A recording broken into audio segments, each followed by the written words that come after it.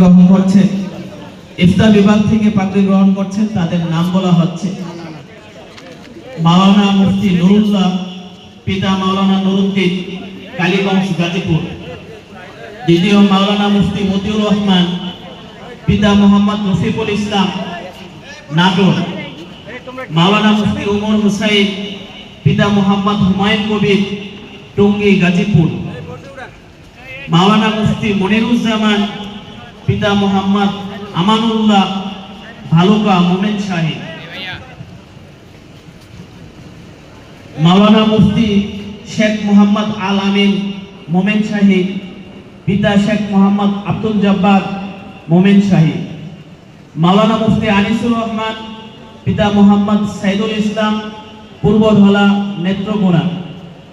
মাওলানা মুফতি মামুন হোসেন, পিতা মোহাম্মদ আব্দুল লতিফ, দফাদার, বরগুনা।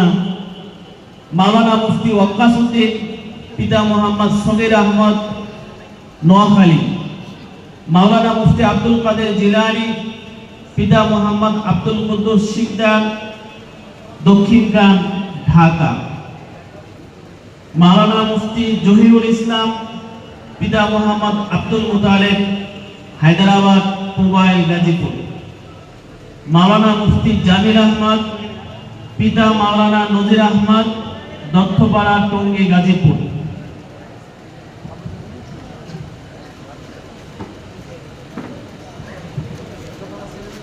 এই পর্যায়ে যারা হেফজ বিভাগ থেকে পাগড়ি গ্রহণ করবেন তাদের নাম উল্লেখ করা হচ্ছে: হাফেজ মোহাম্মদ ইয়াসিন আরাফাত, পিতা মোহাম্মদ হাসান মিয়া, গ্রাম বাংলা বাজার, ভোলা।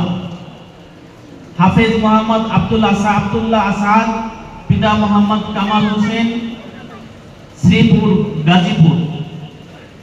হাফেজ মোহাম্মদ জিহাদ আনসারী, পিতা মোহাম্মদ জাহাঙ্গীর হুসাইন, টেকপাড়া, টঙ্গী, গাজীপুর।